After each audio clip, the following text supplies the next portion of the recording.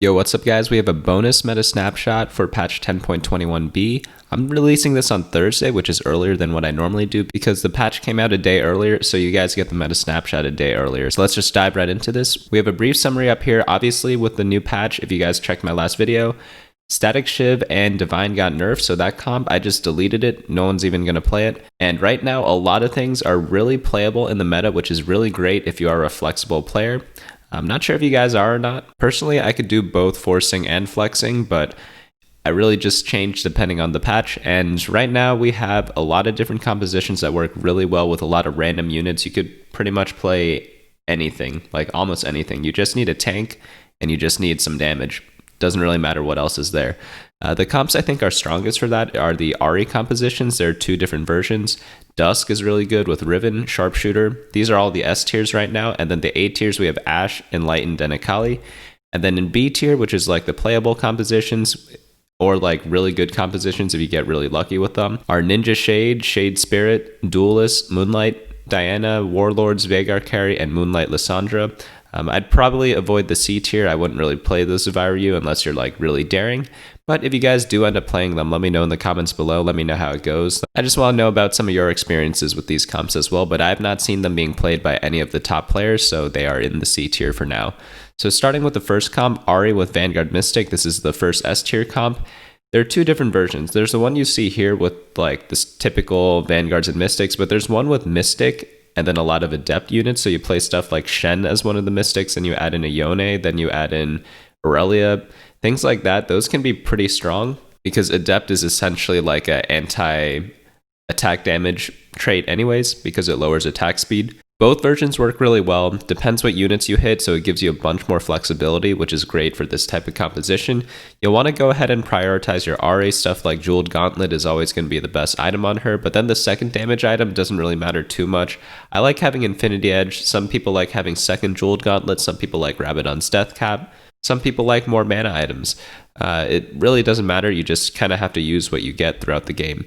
Next up, we have the 4 Dusk or 6 Dusk plus random units. I prefer 6 Dusk a little more, but it doesn't really matter too much because it's hard to get the 6 Dusk without the Chosen Dusk or without Dusk Spatulas. But this composition works really well because you have Riven as the unkillable tank, Jhin eventually whittles everyone down, and then you have a bunch of random strong units. The only bad unit here is Vayne, so it's like you got a lot of power with this comp. Next up, we have Sharpshooters. I personally love Sharpshooters, and Sharpshooters, they're like the type of comp where you could slam a lot of different items, so that's what I really love about them. They could use pretty much any item in the game. I don't mean completed item, but any item component in the game. So it makes them really flexible. You kind of do need to hit the champions at a relatively early state, so I'd say that's a one downside to playing Sharpshooters. But you could kind of say that about other comps, but they get punished a little more. Next up, we have Ashe Elderwood. I personally love this composition a lot. It's one of the comps I played a lot in the beginning of the set.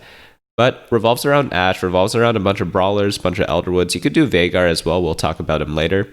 But yeah, pretty much some sword and damage items on Ashe. You could do QSS. You could go without QSS.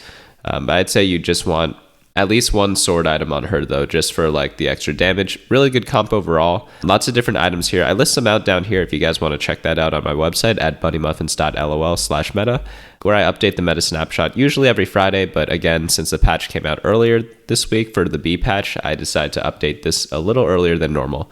So now we have Enlightened. Enlightened is really good if you get a lot of swords. You'll notice here that Talon has 3 sword items, and he's going to kill everything with these items. You don't need GA. It used to be mandatory, but it's not anymore in this current meta. But like just any 3 sword items, you're going to do really well with it. Because again, we can't always get perfect items, but this is like a sample of what you can try for. Other than that, Morello on Morgana, also really good. And then since Shen is like the solo tank, I like doing Gargoyle Stoneplate, but you don't have to build it. You could build any tank item on him. But really good comp. A lot of different versions of this too. You could go 6 Enlightens. You could stay at 4, add some other random synergies. 4 Mystics really popular right now, so you could play this with 4 Mystics. You could play 4 Assassins. A lot of different substitutions you could mix in and mix out, which is what I love about this patch so far because it rewards the player who essentially uses their brain the most. Sometimes I don't want to use my brain, but sometimes I do, you know? Next up, we have Akali carry with Assassins and Ninjas. So you could go 6 Assassin, 4 Ninja if you get like a Spatula or like you just are able to get a lot of units. But I like staying on level 7, getting 3-star Akali. She just one-shots everything. I like putting lockets on Kennen, or maybe like a Zeke's on Zed or something like that. Those work too. You don't have to do those. Those are kind of optional items. But if you slam a bunch of lockets early, it saves your health total a lot in order for you to eventually hit the Akali 3-star while you're rolling down your gold with like your extra health. Again, you don't have to go 6 assassin. You could go 4 assassin, 4 ninja. If you can't make it to level 8, perfectly okay as well. Next up, we have the Zed carry with Ninja Shade. This comp was played by a couple of people last patch. I haven't seen too much of it this patch, but it still should be pretty good. You want a lot of bows on Zed, and that's like one of the troubles. If you don't get the RFC on Zed, if you don't get the QSS on him as well, it's like a little difficult to play. You also want a bunch of the support items such as Locket and Zeke's and Chalice to support your Zed. Make sure you put Zed in the corners. I rarely see him do well when he's in the center, so just something to keep in mind for your positioning. We have Shade Spirit next. Again, not too many people are playing this, but it's still pretty good as long as you hit all the units. But in terms of playing Shade Spirit or the Ninja Shade version, it just depends on what units you're hitting, but if you have a lot of Zed items, you might as well go for one of these compositions. The next composition we have is Duelist, and Duelist, it's always in a weird spot. You could either go for Yasuo 3-star, if not, you could go for Jax 3-star, you could go for Xin Zhao 3-star, and there are a lot of different versions of this composition. Right now we have like the Divine version here, but there are a bunch of other ones as well. You could go the Enlightened version. You could go like the 6 or 8 Duelist version. They're all playable. It just depends what items you have and what champions you hit. But they're all pretty good.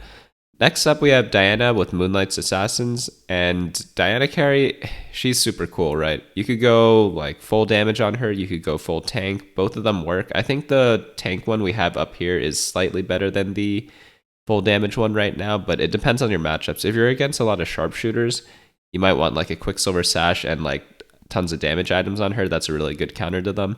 So it really just depends on your matchup. You definitely want the Moonlight chosen so you don't have to hit as many 3-star units in your games. And then 6 Assassin, that's just going to be the most damage for Diana. So that's what I like to put in as like the complementary trait. Warlords, pretty good spot. They're great if you win streak with them. They're great if you get Cat 3, great if you get a Zir 2. And you could drop down in late game to like 3 Warlord and just play a bunch of random legendaries. You'll notice that I don't have too many champions here. I think we have 1, 2, 3, 4, 5, 6. So you have a lot of room to just add random stuff and they all work. It just depends what you hit in the late game. Just play as many legendaries as you can. And if you get even more legendaries, if you like win streak with Warlords, which is pretty common, go ahead, drop down to 3 Warlords and keep playing as many legendaries as you can. Veigar carry, really good. Veigar is like, if you go for the Ashe composition and you get a lot of tiers, go ahead and play Veigar. Or if you get a lot of rods, it's like one option you could go. I don't think it's as strong as the Ashe version. I think it's a lot weaker. But if you're going for Ashe and you have a Brawler start and then you get a bunch of ability power items, you might as well just play Veigar. But it's not like too bad of an option. Last up, Moonlight Lissandra. There's one player playing this. I think his name is Fluffy, and he loves this comp for some reason. And he's like one of the best players in Europe right now. And he goes for Jeweled Gauntlet, Tears, and then just any frontline for Lissandra. It's all going to work. And she just kills things in 1 or 2 shots. It's pretty funny to watch if you guys haven't played Moonlight Lissandra before. That's it for the B tiers. So don't try to play the C tiers. I just leave them here because these comps might come back into the meta. But I would ignore that section for now. If you guys want to know what items to go for, I think it's kind of the same as last week. Even though Static Shiv got nerfed, I think Tier builds a lot of good items. So I still prioritize Tier first. It builds Hand of Justice, it builds Spirit Shojin, it builds Chalice of Harmony. You could still go for Static Shiv, but like it's just not going to be as strong as it was before. But I think all like these items from Glove up are all really good. So I don't really have like too much of a preference between which one I get, just as long as I get some of these. Obviously, if you play Talon a lot, you want to go for the sword. So if you play Zed, you want to go for bows. If you like to locket spam and play for top 4, Rod or Chain works really well. So there's just like a ton of different options here. It just depends on your playstyle, depends on what comps you're familiar with. So just keep that in mind when you use this carousel priority. Item Quadrant, this pretty much ranks how strong every item is and how, based on how strong they are and how versatile they are. I just made one change from last week, which was just dropping down Static Shiv. I definitely don't think it's as good anymore, but I think it's still playable in certain compositions, and it's just like a nice item to slam just to preserve your health in the early game.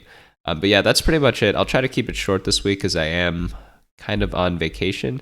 So if you guys didn't notice, I am using a different mic, and this is kind of like from my mobile setup, so if you guys are like curious about that. But yeah, if you guys are new, go ahead and subscribe to the channel. If you guys are returning, go ahead, like the video if you enjoyed this or if you found this useful at all. But yeah, I won't be streaming this weekend because again, I'm at my friend's house. I might do an IRL stream on Twitch, not too sure, but like if you follow me on Twitch, you'll get the notification there, but I probably won't be streaming on YouTube this weekend. But I'll be back next week for the new patch and give you guys some new guides for next week as well. But good luck on your climb, and I'll see you guys then.